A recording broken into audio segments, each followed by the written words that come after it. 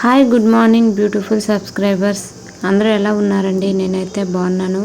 ఈరోజు చిన్న mini log అనమాట. ఈరోజు సండే స్పెషల్గా లివర్ కర్రీ అయితే చేస్తున్నాను.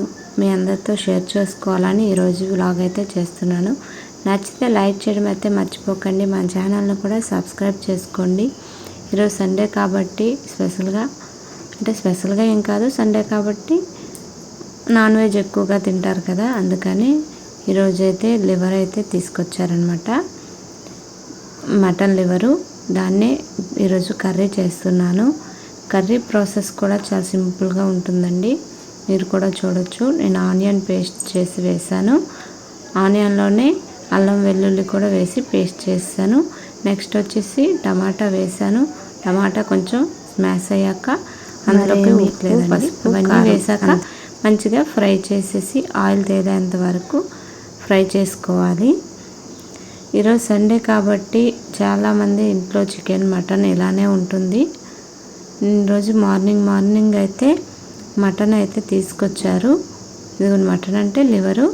ఇక్కడ కొవ్వు కూడా తీసుకొచ్చారు. ఇది అంతా వైట్ అంతా కొవ్వు అనమాట. ఇదిగోండి, ఇది మొత్తం ఇప్పుడు వేసేసాను. బాగా ఫ్రై అయ్యాక ఆనియన్ పేస్ట్ ఇదంతా బాగా ఫ్రై అయ్యాక లివర్స్ అయితే బాగా కలుపుకున్నాను. 5 మినిట్స్ ఉంచాలి.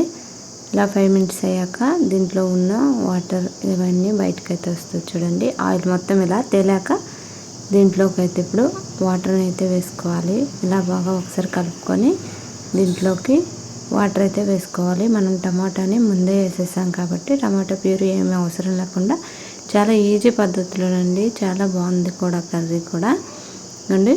నాకు తగినంత వాటర్ అయితే వేసుకోవాలి.